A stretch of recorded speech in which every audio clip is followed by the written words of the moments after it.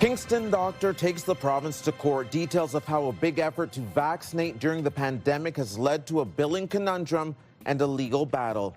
Good afternoon. This is CTV News at 5. I'm Stefan Keys. A Kingston doctor ordered to repay the Ontario government hundreds of thousands of dollars for improper billing has taken her fight to court. It's related to how she charged the province for administering COVID-19 vaccines during the pandemic. CTV's Katie Griffin is here with details. Katie. Well, Stefan, at the height of the pandemic, Dr. Elaine Ma organized several drive-through vaccine clinics and vaccinated tens of thousands of people. Today, she appeared in divisional court to fight a decision ordering her to pay back $600,000. The government says Ma misused an OHIP billing code because she enlisted the help of unpaid Queen's medical students as volunteers, and the vaccines were not administered in her office. Ma says not being allowed to think outside the box and use places like parking lots for efficiency limits their ability to provide care to patients. We're in a family medicine shortage, and we need to support our doctors. We need them to feel appreciated. And when on one hand, OHIP's attorney stands up and says, Dr. Ma did great work, thank you very much, we're no way trying to diminish that. And then on the other hand say, but this actually wasn't anything extenuating, and therefore she should not only not be paid, but also should be out of pocket hundreds of thousands of dollars. Those two statements aren't congruent with each other. In a statement, the Ministry of Health said, with the exception of one, referring to Ma, who incorrectly billed the ministry for 21 times their eligible payments, all doctors who hosted vaccination clinics across the province used the special code to bill for vaccination at community clinics. Ma says she worries what the impacts will be going forward if physicians cannot bill for services done by medical students. The Ontario Medical Association says Ma's innovative response saved lives and that she should be applauded, not punished. A decision on this is not likely to come until early next year. Stefan. All right, CTV's Katie Griffin reporting for us. Thank you, Katie. Housing affordability remains a hot topic here in the nation's capital, and the city is looking to address the financial challenges by increasing Ottawa's housing supply. 3-story multi-unit homes could be built in all Ottawa neighborhoods through a new zoning bylaw. CTV's Austin Lee is following this for us today. He joins us live to break it all down. Austin. Well, Stefan, the final draft of that new zoning bylaw is now out, and it opens the door for the construction of 4 to 6 unit buildings in neighborhoods right across the city. Now, this is not a done deal just yet. City officials, they will meet on December 17th to go over the zoning bylaw and the zoning map. The province expects Ottawa's population to grow by more than 500,000 people over the next 25 years. And of course, that means increased housing demand. For many young people here in the capital, the prospect of buying a home already feels out of reach, which is why some see this as a move in the right direction. I'm a student at Carleton about to graduate, and it's like I'm considering moving away to find somewhere to actually live full time, and I think the same goes for a lot of the other students. It will take the right opportunity for the right person to develop as well. It's not going to be an automatic overnight. We're going to wake up and have 4 units on every lot. The change is designed to be gradual. Also included in the zoning change is increasing the maximum height for a high-rise building from 27 stories to 30 stories and reducing the required distance between apartment buildings. Again, city officials, there will be a joint committee meeting on December 17th to go over this before a council vote in late January. Stefan. CTV's Austin Lee reporting live for us. Thank you, Austin. Residents hoping to visit the new downtown library at LeBreton Flats next year will have to wait. The new Adesoke Library was scheduled to open in the summer of 2026, but construction delays will push the opening into at least 2027. The new $334 million library is a joint project between the City of Ottawa and Library and Archives Canada. Construction started in 2021, and it was initially expected to open in late 2024. A new opening date has not been confirmed. James Bowie, a disgraced Ottawa lawyer found guilty of criminal harassment and extortion, has had his law license revoked. The Law Society of Ontario stating on its website that Bowie can no longer practice law in the province. In March, he was convicted of extortion, uttering death threats, and criminal harassment. He was later sentenced to 4 years in prison. One of his former clients, Leanne Aubin, says he offered her legal services in exchange for oral sex. And during his trial, the court heard statements that he asked a friend to obtain a firearm for him to help him, quote, get rid of Aubin. The city of Ottawa wants to turn the ByWard Market into a national historic site in time for its 200th anniversary. It's a process that can take years for Parks Canada to approve, and it comes with a big bronze plaque, but some businesses in the district say it's not a major priority. CTV's Tyler Fleming is here with all the details. Tyler. Yeah, Steph, the city says the title could help the area's economy, but business owners question if the status comes with more red tape. The proposed boundaries are around Rideau Street, Sussex Drive, Dalhousie, Guigues and Parent Avenues, along with Murray and St. Patrick Streets. After fire destroyed Vittoria Trattoria on William Street in 2019, Dominic Santaguida spent years navigating construction approvals, partly because of the area's heritage preservation status. And while the city says the designation would be entirely commemorative with no additional regulations, he questions if that's really the case, adding the city needs to focus on revitalization. The issue of parking and homelessness and people with mental health issues, these are things that probably should be addressed more quickly than having an urgency to get a plaque. Those are absolutely valid points, and we are working on those things. I think we have to understand too, the federal heritage designation status can take up to 2 to 7 years. So we have to start at some point. If the ByWard Market were to join the historic status, it would be along the ranks of other local sites like the Chateau Laurier, Notre Dame Basilica, and Rideau Canal. Now, the city hopes to secure a National Historic designation when it marks the 200th anniversary of the ByWard Market in 2027. Steph. Thank you, Tyler.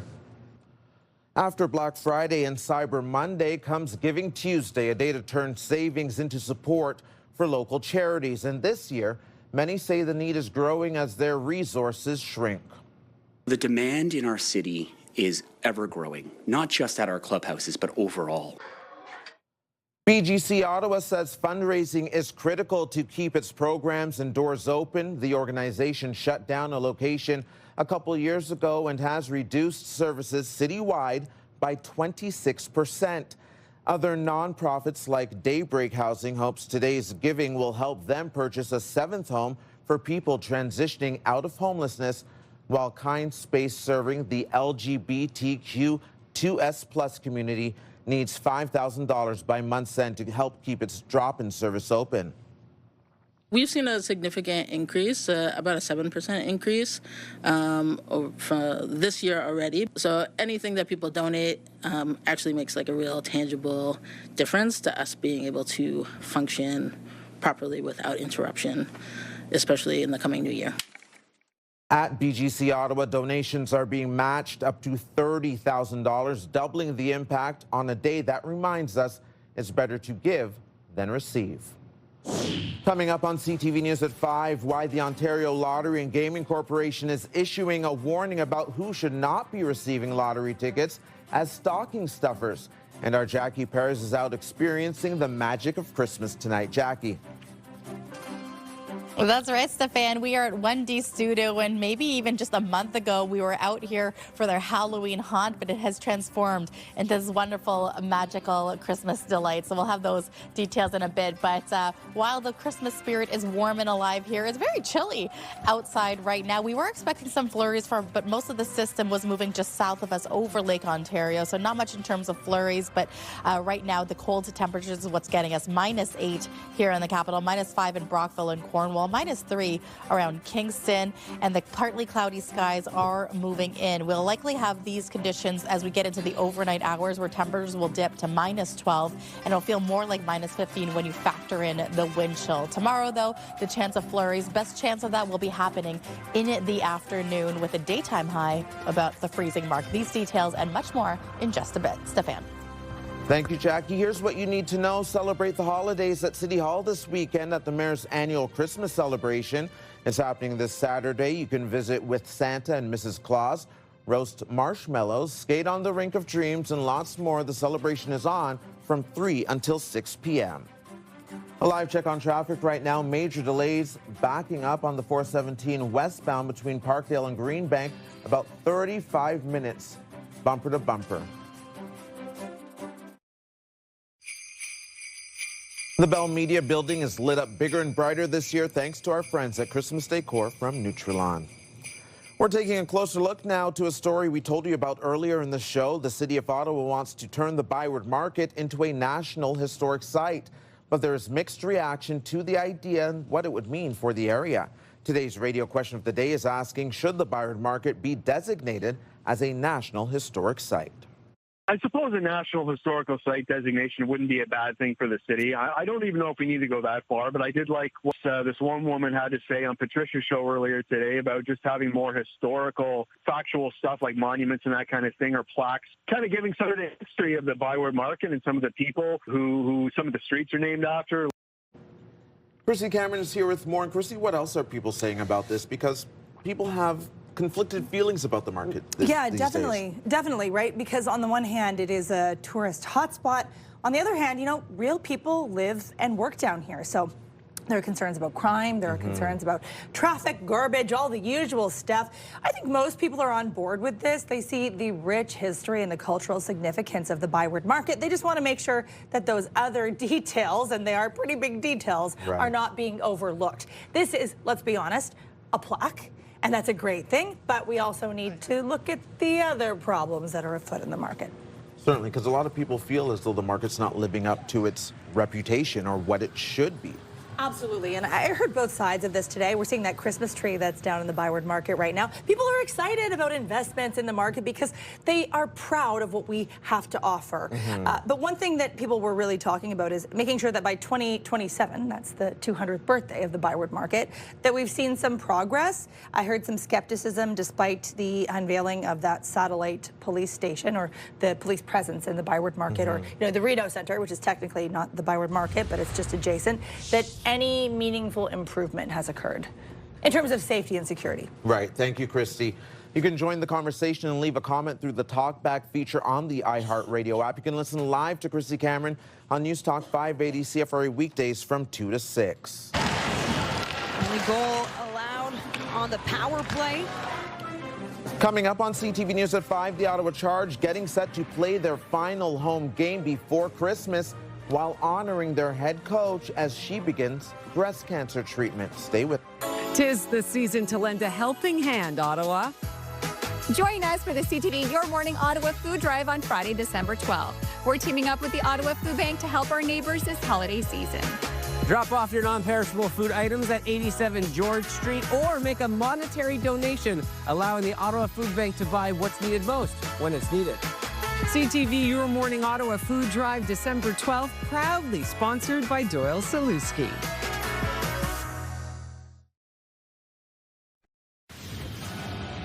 Coming up later tonight after the news, E-Talk starts at 7, followed by The Big Bang Theory at 7:30, MasterChef Canada at 8, then The Traders Canada, followed by 911. Now for another check on the weather forecast, here's Jackie, who's live on Conroy Road tonight, where you too can experience the magic of Christmas. Jackie.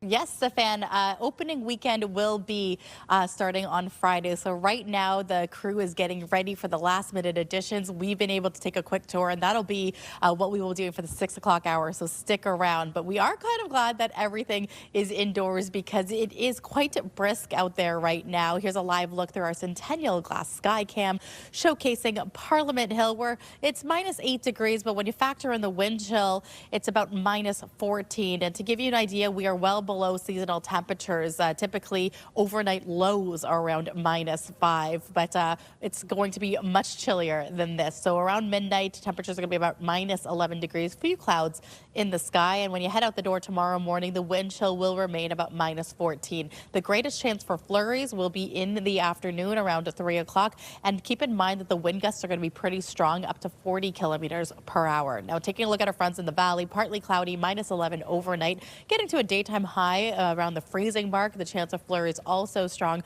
around the afternoon hours. as well as 4 parts of the Seaway, where it will be slightly warmer, will be above the freezing mark with a daytime high of about 2 degrees. So this gives you a broader look at the conditions that are moving through. So mainly cloudy, clear skies for Wednesday morning, but then by the evening, Wednesday evening, you could see that there could be some freezing rain as well as rain down by Kingston, maybe some flurries around Brockville as well. And then by the valley, some light flurries or light snow really moving through, and that'll take us into our Thursday. A closer look now at the next 5 days. Again, in chilly temperatures, not loving those overnight lows for Wednesday into Thursday. -9 will be the daytime high, -20 for the overnight, Stefan. And then Friday will be -5. The warmest day of the week will be Saturday, when temperatures will hit around the freezing mark. So get your layers out, bundle up, or try to find some indoor activities. Hey, even this weekend, you can hang out here at 1D Studio, where the magic of Christmas will be coming to life. And again, we'll have those details and much more of a behind-the-scenes look in the 6 o'clock hour. So I'll be staying home Thursday night, Jackie. Here's a look at the stories you're checking out right now on ctvnewsottawa.ca. If you go to our website right now, we do have the breaking news banner up. The headline reads that Carney says First Nations clean water legislation will come next spring. This is legislation that was supposed to be introduced in the fall, so announcing that it will come in the spring is actually a delay. We know that the Assembly of First Nations was meeting in the capital today, and so all the details are on our website. Again, ctvnewsottawa.ca. Still to come on CTV News at 5. A popular bakery that has been a staple of Old Ottawa South for years is closing its doors for good, while a new late-night bakery in the Glebe is getting set to open. Here's what else you need to know. The Ottawa Senators are back on home ice this Thursday at the Canadian Tire Centre, where they'll take on the New York Rangers, and it's Country Night presented by Pure Country 94. You are encouraged to bring an unwrapped toy to the game in support of CTV and Move 100's Toy Mountain. Puck drop is 7 p.m. If you need gas this evening, one of today's cheapest gas prices can be found at the McEwen Station on McCarthy Road. Regular gas there is listed at 123.5 cents a litre. And a live check on traffic, we know that if you are westbound tonight, there are major delays around Parkdale, about 35 minutes leading out towards Bayshore. You're watching CTV News at 5. We'll be right back. The magic of the holidays is here, and this year the need is greater than ever. Let's ensure every child in our community feels the joy with CTV and Move 100's Toy Mountain. Together with the Salvation Army, we can help spread cheer and make a child's wish come true. Drop off any new unwrapped toy to the designated drop-off locations or make a monetary donation online. For all the details, visit toymountain.ca, presented by Donnelly Automotive Group. Get the latest live local breaking news. Sign up now for our morning and evening CTV News Ottawa newsletter. The best local content from CTV News, Your Morning Ottawa, and News Talk 580 CFRA. Get it all in one place. Sign up now at ctvnewsottawa.ca. The CTV News Ottawa newsletter is brought to you in part by CAA Business.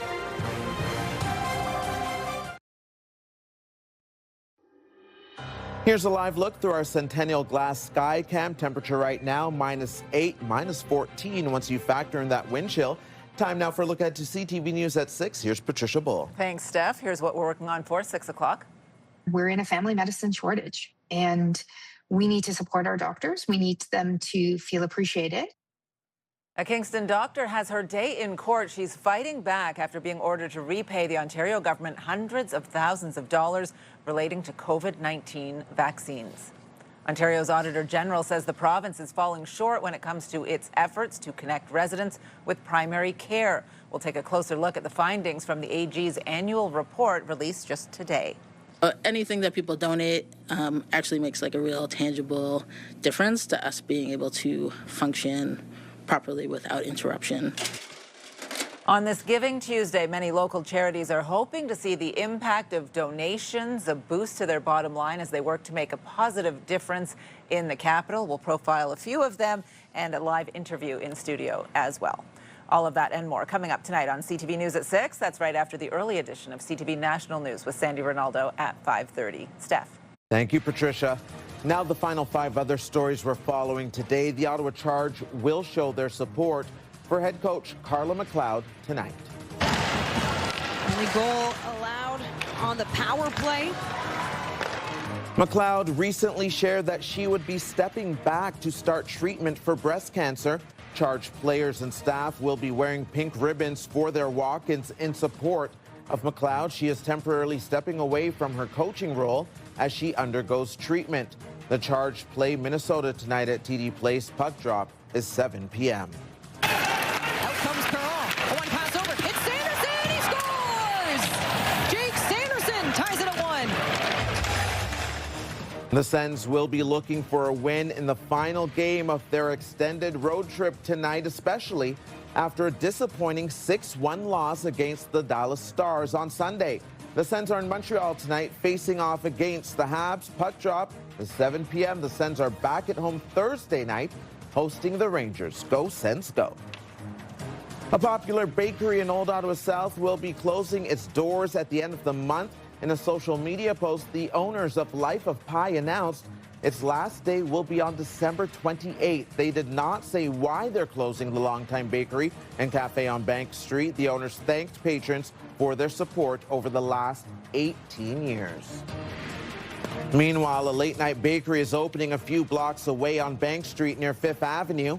Insomnia Cookies will be open until 1 a.m. Sunday to Wednesday and until 3 a.m. Thursday through Saturday. The bakery will be offering in-store pickup and delivery options to customers. This is the first location in Ottawa. The grand opening is this Saturday. The OLG is warning parents against giving lottery tickets to children, even as stocking stuffers. The Crown Corporation says it's easy to think of tickets as a gift, but states they are designed for adults. Experts say it's important to make sure people who receive lottery items as gifts are at least 18 years old. The OLG says research shows early exposure to gambling can increase the risk of future problems. That is CTV News at 5. I'm Stefan Keys. Be sure to join Patricia Wool for CTV News at 6. The early edition of National starts right now. Thanks for watching.